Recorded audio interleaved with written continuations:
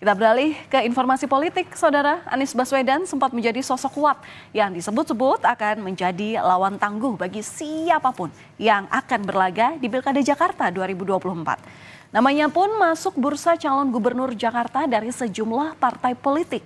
Ada yang terang-terangan menyebut, ada pula yang seakan malu-malu. Namun kini Anies justru kehilangan satu persatu dukungan potensial. Tingginya elektabilitas membuat Anies pede alias percaya diri dan tak terbersit ke jalur independen karena yakin bisa menggait partai untuk mengusung ke Pilkada Jakarta.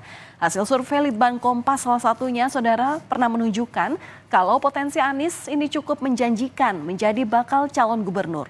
Survei Litbang Kompas pada tanggal 15 hingga 20 Juni 2024 lalu menunjukkan kalau Anies Baswedan ini memiliki elektabilitas tertinggi di Jakarta. Elektabilitas Anies bahkan berada di angka 29,8%.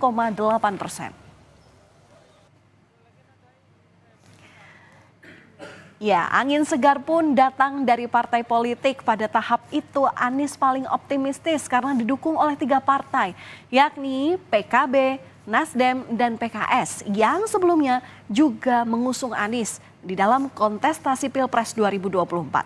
Sementara Koalisi Indonesia Maju atau KIM masih belum jelas karena Ridwan Kamil masih dilematis saat itu antara maju ke Jakarta atau justru tetap di Jawa Barat.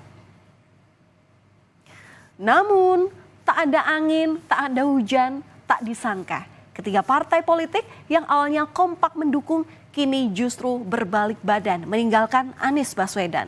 Ketiga partai yang tadi saya sebutkan, PKB, Nasdem, dan PKS berbondong-bondong pindah haluan dan bergabung dengan Koalisi Indonesia Maju.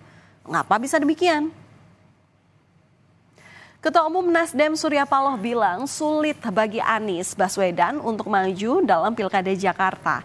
Meski tak menyebut secara detail, Surya Paloh menegaskan Nasdem tidak bisa sendirian dalam mengusung Anies.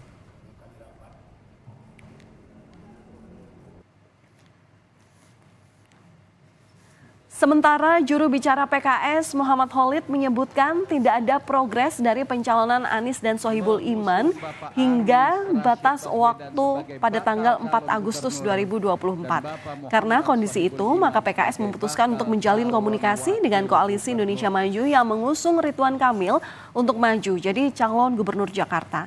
Anies pun mengaku kaget dengan adanya bahasan bahwa waktu 40 hari untuk mencari parpol pendukung. Pasalnya ia tidak merasa hal itu karena tidak pernah dibicarakan sebelumnya. Meski ditinggal 3 partai, Anies masih punya kesempatan untuk maju dalam kontestasi Pilgub Jakarta. Pada Sabtu siang, Anies Baswedan bahkan menyambangi kantor DPD PDI Perjuangan. Anies menyebut kedatangannya ke kantor DPD PDIP Jakarta ini untuk membahas rencananya maju di Pilkada Jakarta. Namun Anies menyebut pertemuan dengan elit DPD PDIP bukan dalam menentukan keputusan terkait dukungan PDIP untuk mengusung dirinya maju ke Pilgub Jakarta. Anies menyebut hasil pertemuan hari kemarin di hari Sabtu itu dengan DPD PDI Perjuangan tetap akan menunggu keputusan dari Ketua Umum Partai Megawati Soekarno Putri.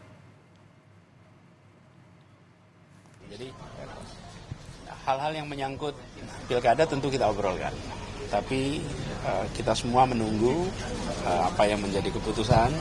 Jadi tadi sama sekali kita tidak menyinggung tentang keputusan, langkah, dan lain-lain, karena semuanya ada di DPP partai, di luar kewenangan kita. Tapi kita kalau Pak Anies mau didukung, Pak Anies mau atau enggak nurut sama Bu Mega gitu Pak. Nah Pak Anies melihat itu seperti apa Pak? Ya, jadi kita semua menyadari bahwa beliau merujuk kepada amanat konstitusi.